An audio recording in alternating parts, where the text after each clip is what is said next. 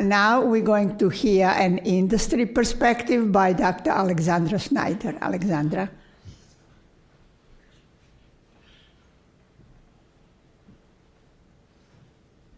Thanks, Hedy, and thanks so much to the organizers for inviting me to represent an industry perspective here today.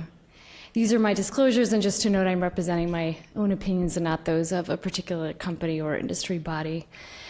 So having given a talk together with my colleague Dinesh Alwis on this topic just a couple of days ago at SITSI and not wanting to bore the audience, I'm going to take a strategic view today.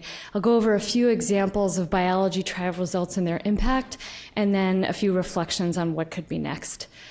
So we heard yesterday from Jason Luke about the story of IDO, so I won't belabor the point that there was good preclinical evidence, that the phase 1 data looked promising, and the phase 3 was dead negative, with potential reasons for this discussed yesterday. But what happened in the wake of this? So here are a few sort of news flashes of how the whole field kind of crumbled in the wake of that result. So the epacadostat Keytruda trial failed. Incyte, which was the company that made epacadostat, had its stock fall substantially. Newlink, which had an IDO collaboration with Genentech, experienced a similar fall. Those are on the left. And on the right, BMS, who was working with a different biotech called Flexus, similarly experienced a drop. So there was a real domino effect from this incident, and this is one example of many. A second example of this is IL-2, which was also referenced yesterday. IL-2 has extensive preclinical data and clinical data, so even stronger than IDO in the sense that systemic IL-2 had been used and well characterized in the past.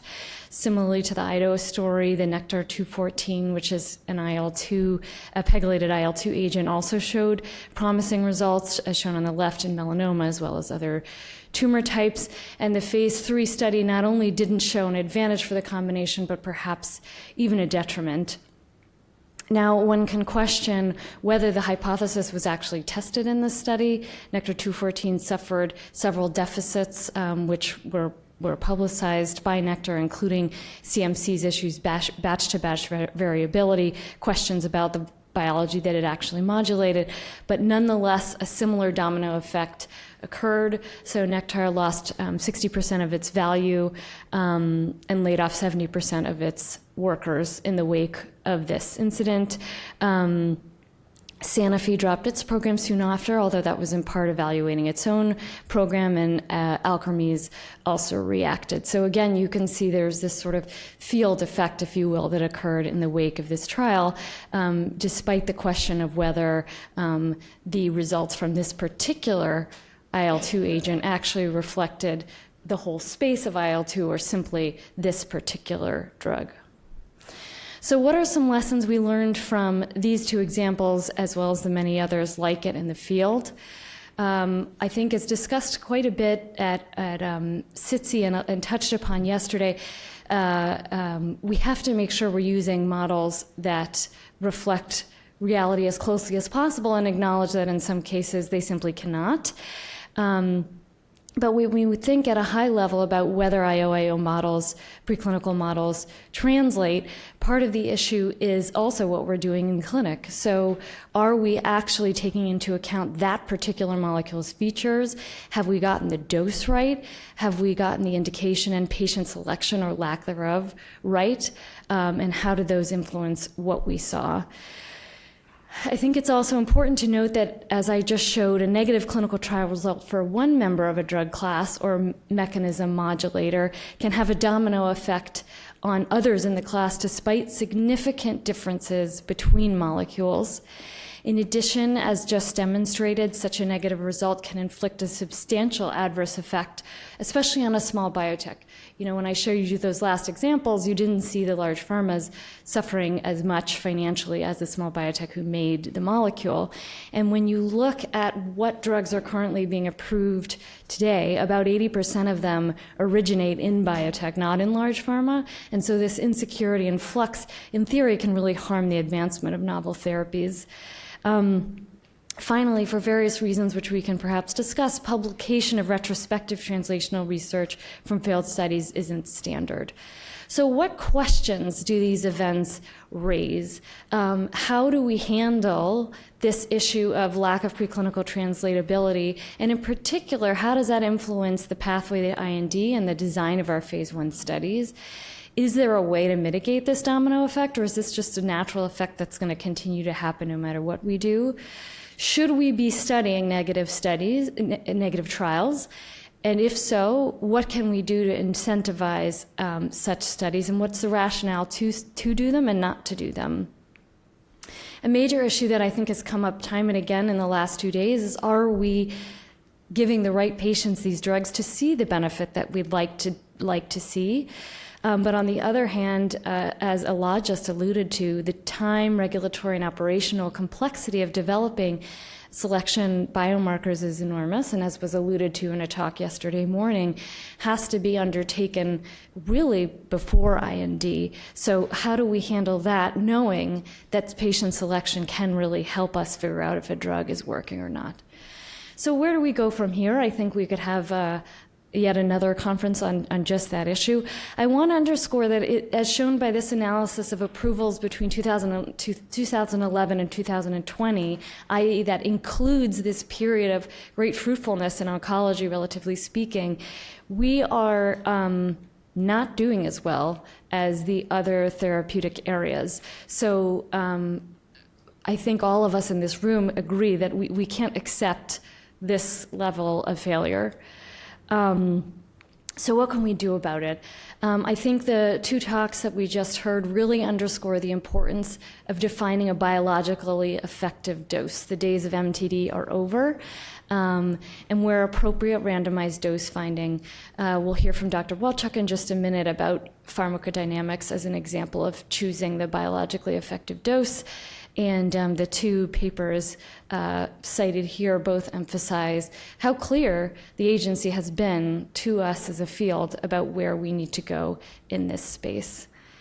In addition, I think we need to pivot and diversify. So while there is, of course, still room and importance for studying IO-IO combinations, as this Nature Reviews Drug Discovery Review emphasizes on the left, there's really a diversity of combinations, an increasing diversity of combinations being tested. And on the right, that these do include IO-IO, but they also include a variety of other mechanisms.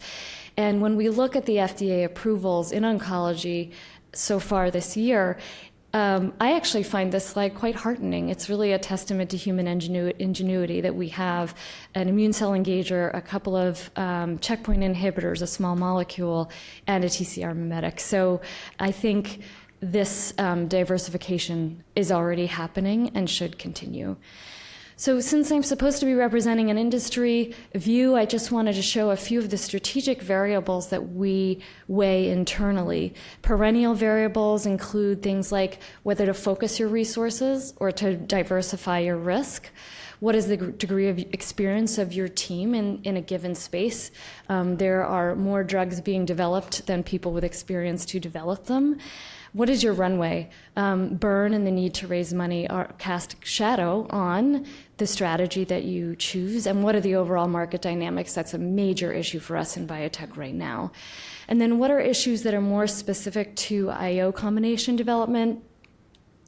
How far do you go in establishing your biologically effective dose versus doing a smallest possible phase 1 to get a whiff of activity and shift your risk onto later development, where in some cases a biotech will have been bought by a large pharma who can take on those sorts of costs? When do you randomize? So as Dr. Thierry said, we should try to randomize early, and we can use things like tumor size change rather than overall response rate to try and get a sense of activity from a smaller study. On the other hand, some prefer to wait and again shift the risk to a later time when you can use a potentially registerable endpoint. risks and benefits of going it alone, developing your own study versus joining a master protocol or basket or umbrella study, and finally dealing with these class effects that I spoke of before.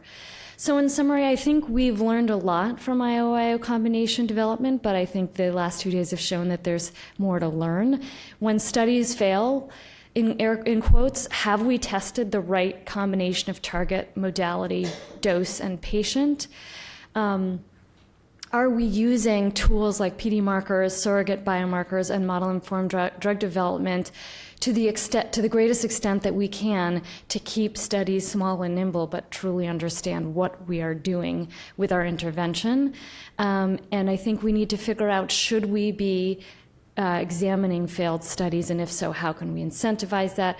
And finally, I just wanted to highlight the financial pressures that occur in the context of the domino effects that I described can compel sponsors, especially small biotechs, to make choices that limit the exploration of complex or challenging biology. And I really appreciate forums like this where we can all get together and discuss how to do our best in addressing these realities. So acknowledging my colleagues with whom we constantly are discussing these issues, and of course the patients' families at sites and study staff with whom we work. Thanks very much.